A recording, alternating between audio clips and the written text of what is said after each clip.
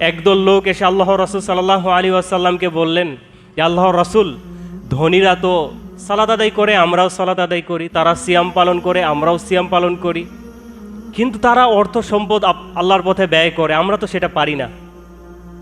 তখন আল্লাহ রসুল সাল্লাল্লাহু আলাইহি ওয়াসাল্লাম বললেন, তোমরা যখন সালাত আদায় করবে, সালাতের শেষে সুবহান আল্লাহ পড়বে 33 বার, আলহামদুলিল্লাহ পড়বে 33 বার, আল্লাহু আকবার বলবে 33 বার, এবং লা ইলাহা ইল্লাল্লাহু ওয়াহদাহু লা শারীকা লাহু লাহুল মুলকু ওয়া লাহুল হামদু ওয়া হুয়া আলা কুল্লি শাইইন কাদির, এটার মাধ্যমে 100 পূর্ণ করবে, তাহলে তোমরাও তাদের সমপর্যায়ে যেতে পারবে, পৌঁছতে পারবে।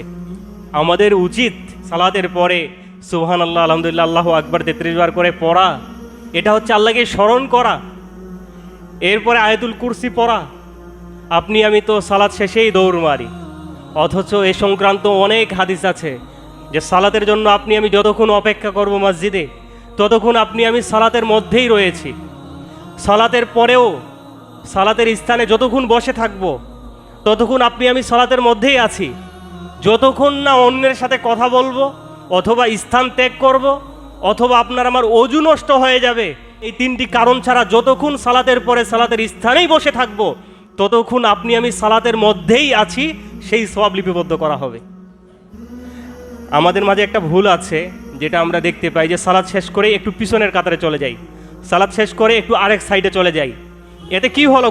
গুনাহগার হলেন না আপনি, কিন্তু আপনি নেকি থেকে বঞ্চিত হলেন। কারণ আপনি সালাত শেষ করে আপনার স্থানেই বসে যদি জিকির আজকার তাসবিহ তাহলিল করতেন, তাহলে যতক্ষণ করতেন ততক্ষণ আপনি সালাতের মধ্যেই আছেন, আপনার জন্য এই সওয়াব লেখা হতো।